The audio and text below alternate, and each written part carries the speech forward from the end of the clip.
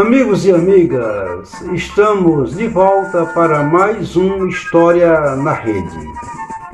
A semana passada nós perguntamos a vocês se vocês sabiam onde foram construídos os cemitérios do cólera em Barbalha pelo padre Ibiapina. Pois bem, aqui estamos para tentar darmos uma resposta para esta pergunta. Em 1856, já se previa a chegada da cólera na província do Ceará.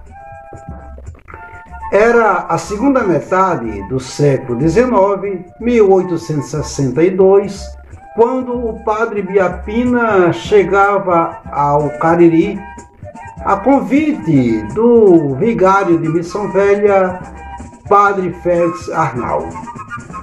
O Cariri era mais uma das localidades em que passava o sacerdote em sua ação missionária pelos sertões nordestinos.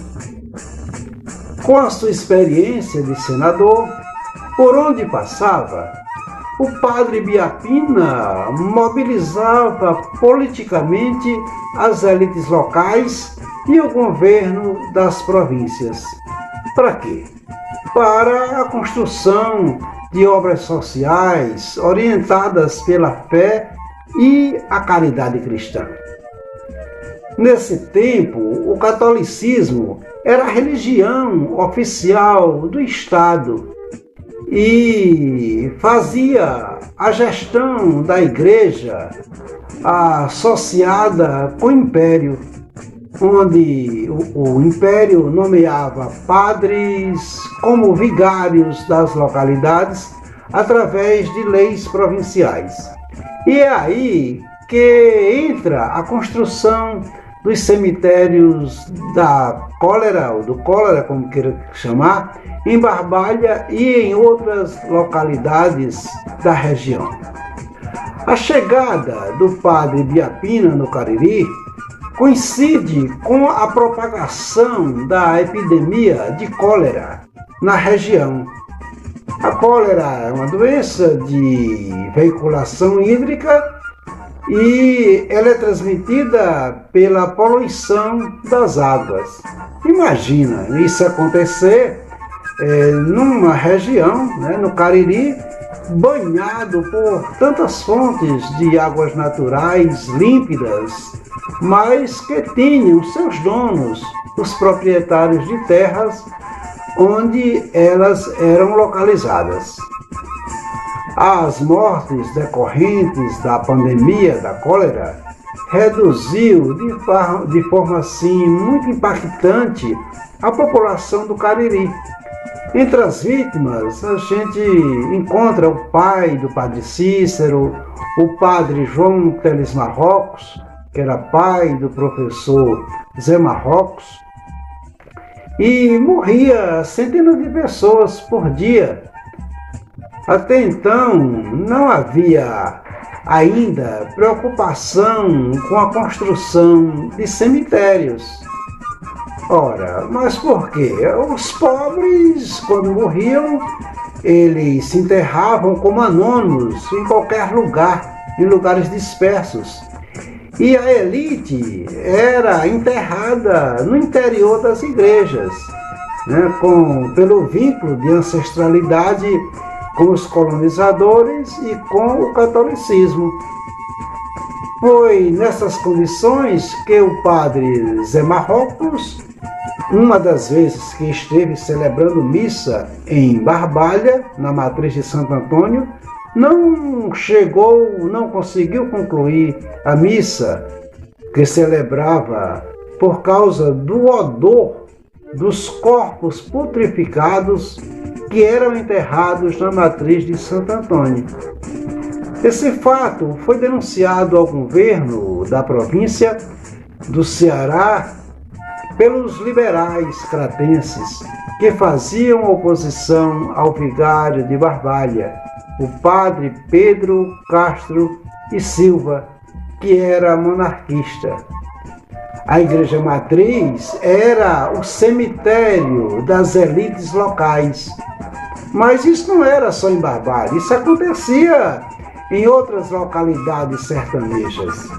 Assim, era um momento em que diariamente se morria muita gente, onde os corpos ficavam espalhados no chão e no final do dia iam sendo recolhidos e jogados em grandes valas construídas justamente para enterrar os mortos da cólera. Quem fazia isso era justamente pessoas que se embriagavam com medo de pegar a cólera. Muitas vezes, né, segundo Irineu Pinheiro, alguns eram enterrados vivos e conseguiam sair do túmulo, né? Mas aguarda aí que a gente fala já sobre a localização dos cemitérios da cólera em Barbalha. A doença, mesmo antes da sua chegada, causava pânico na população do Cariri, que, por sua vez, recorria a orações e a remédios caseiros que eram publicados na época em jornais.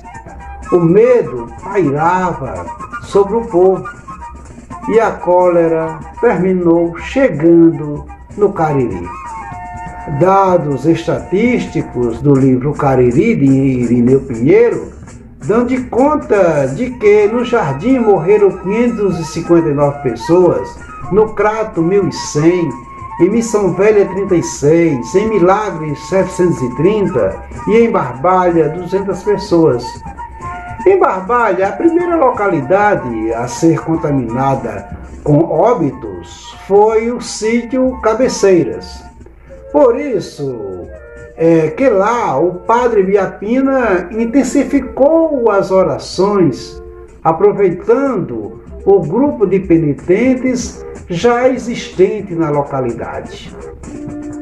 Vale dizer que os penitentes já existiam no Cariri antes da chegada do padre Biapina, inclusive, né, no caso, em Barbalha. O fato do padre Biapina ter apoiado e intensificado as orações a partir dos penitentes, muitas vezes se atribui a ele a criação desses grupos. Mas na vila de Barbalha e em outras localidades rurais, né, foi justamente as áreas que foram vitimadas pela pandemia no município. Entre elas, o Sítio Bulandeira, Estrela, Brejinho, Flores, Buriti e Silvério. Na época, as autoridades locais, como o delegado João Caetano e Antônio Manuel Sampaio, que era juiz municipal, né, junto com Pedro Lobo Menezes e outros, ajudaram o padre Biapina a enfrentar a epidemia de cólera. Pois bem, agora chegamos aos locais dos cemitérios do cólera em Barbalha.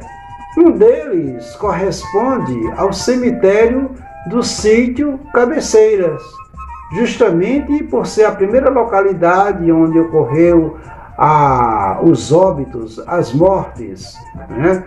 E naquele sítio se construiu o cemitério, que é aquele que a gente avista na rodovia Lírio Calou, quando se vai para Arajara, né?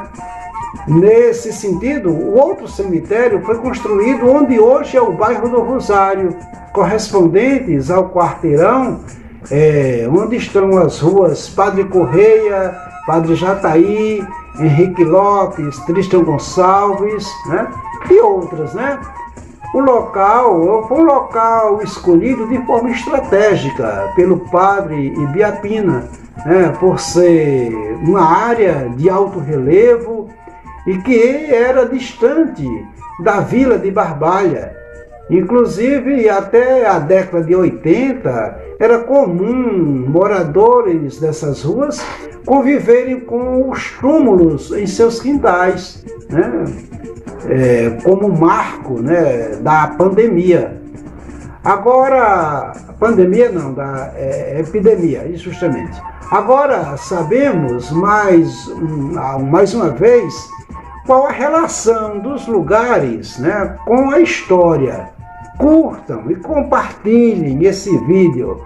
Fiquem atentos, porque na próxima semana nós estaremos aqui abordando mais uma temática no nosso História na Rede. E se é na rede, vamos balançar.